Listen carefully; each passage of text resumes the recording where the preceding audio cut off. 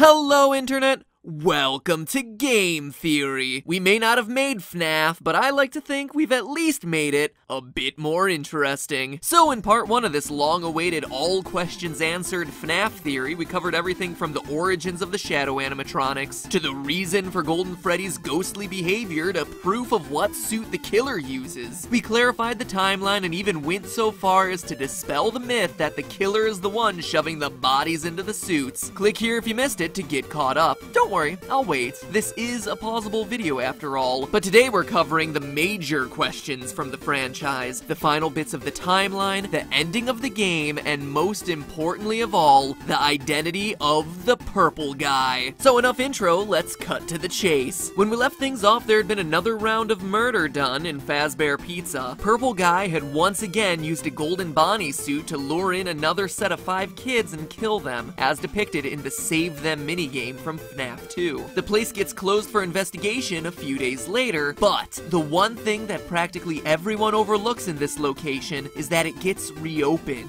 In FNAF 2, the Night 1 phone call welcomes you to your new summer job at Freddy Fazbear's Pizza. Hello and welcome to your new summer job at the new and improved Freddy Fazbear's Pizza.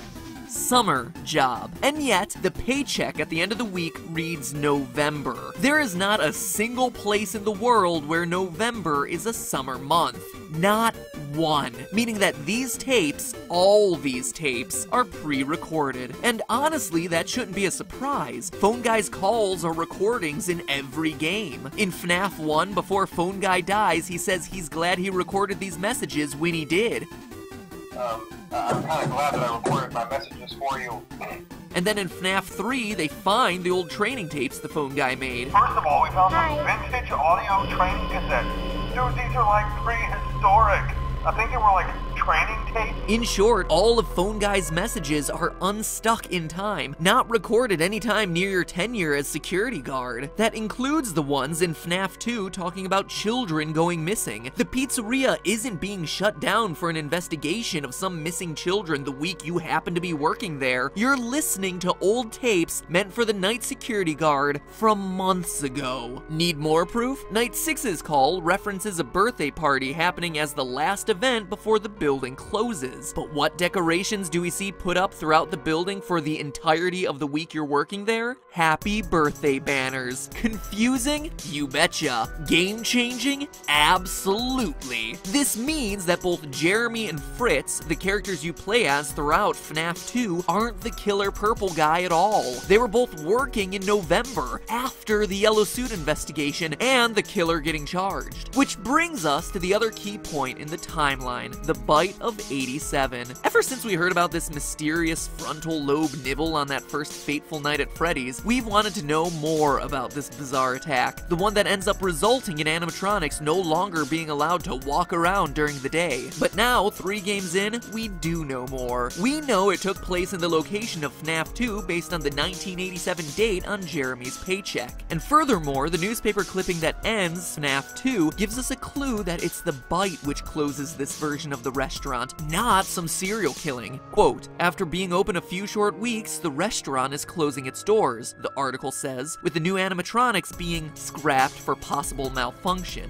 That's game designer Scott Cawthon telling us that one of the new toy animatronics bit someone during the day. Why else would the new robots be scrapped while the old ones get kept for possible reorganization? Well, outside of an obvious need to retcon why these new robots didn't appear in Five Nights 1, it's because the company considered them safer, relatively speaking. So, then who's the biter? Well, it's none other than the pile of scraps and parts, Mangle. The most obvious clue is the animatronic's unhinged jaw. The frontal lobe is the biggest part of the human brain, and the size and shape of the other toy robots' mouths just wouldn't be able to handle the size of the human head, especially when you compare it to the Mangle's narrow snout and wide open mouth. There's also Mangle's sharper teeth and potential angle of of attack. As shown by its jump scare, Mangle goes for the top of the head. And who got bit? Well, there isn't enough evidence to say definitively, but your most likely candidate would be fan favorite Jeremy Fitzgerald. Jeremy passes the test, and on his paycheck at the end of the week, he's welcomed into the family, presumably getting moved to day shift. Fritz gets hired to replace him on day 7, but then promptly gets fired for tampering with the animatronics. That means he's not likely the one to get bit, and instead the person who follows him on day shift is, leaving Jeremy as the most likely frontal lobeless candidate. But regardless of whether it's Jeremy or some other customer we've never met, someone gets bit, the restaurant closes for good, and as the newspaper clippings show, the old animatronics go into storage awaiting a smaller location with a lower budget. Fast forward to the 90s and FNAF 1. We know it's the 90s based on the hourly rate of the paycheck received by Mike Schmidt, security guard extraordinaire from the first game, something we proved in our first Five Nights video. And now we can breathe a sigh of relief, because this was the beautiful time long ago, last August, when the games weren't so complicated, when the biggest mysteries were a game-crashing gold bear and the words "it's me." No death minigames, no puppets, no need to shoehorn in extra overcomplicated storylines. That all would come later when the first game became a smash hit and got itself some sequels. And boy did those sequels make things complicated, as both featured 8-bit minigames revealing more details about this location from the original game. First things first, we know that the purple guy kills 5 children here. We see it in the Foxy Go Go Go minigame from FNAF 2. Foxy runs past a grinning purple guy to see 5 dead bodies. Sorry, no fireworks this time, Foxy. And how do we know it's the FNAF 1 location? Well, it's the only time in the game when Foxy's stage, Pirate Cove, is located to the west of a dining area. See how he performs for the children by running to the right? That matches the map layout of the FNAF 1 pizzeria. We also know from the FNAF 3 minigames that this is where the purple guy dies inside a golden Springlock Bonnie suit in a safe room near the back. One built so that it would never show up on camera, conveniently explaining why it never appeared in the first game. But hold on, weren't those safe rooms sealed up a long time ago? I mean, we touched on this last episode, but the old recordings of Phone Guy we listened to throughout FNAF 3 say that these rooms are being closed off, discontinued, and will never be mentioned again. Why would a location 20 years later possess a safe room unless it was the same building as the first Freddy Fazbear's Pizza location? That's why it's in such disrepair when we see it in the FNAF 3 minigames, boarded up with rats on the floor. It's been closed down for years, which also means the dead kids from the Foxy Go Go Go minigame aren't another set of new victims, cause seriously, at this point, the killer would have made his way through like a short bus full of pizza-hungry children. No, those kids are the first 5 dead kids, the ones who would eventually possess Old Bonnie, Chica, Freddy Foxy, and Golden Freddy. I mean, look, if the animatronics were possessed at this point, don't you think Foxy would be attacking Purple Guy rather than just running past him to perform for some dead kids? This also explains the random cutscene from FNAF 2 where the puppet's looking into Freddy's eyes. You can tell by the tables in the background and the design of both Bonnie and Chica that this is the FNAF 1 location with the old animatronics on stage. But it's not a flash forward to the game's next location, but rather a flash back to the moment the puppet brought these characters, these children, to life. Okay, but that's just tying together some loose ends in the story. We're interested in how this whole thing ends, and those FNAF 3 minigames give us the conclusion we're looking for. These flashback minigames show Purple Guy dismantling the animatronics from the security of the safe room one by one, but in doing so, he's unwittingly releasing the spirits of his former victims. Freddy,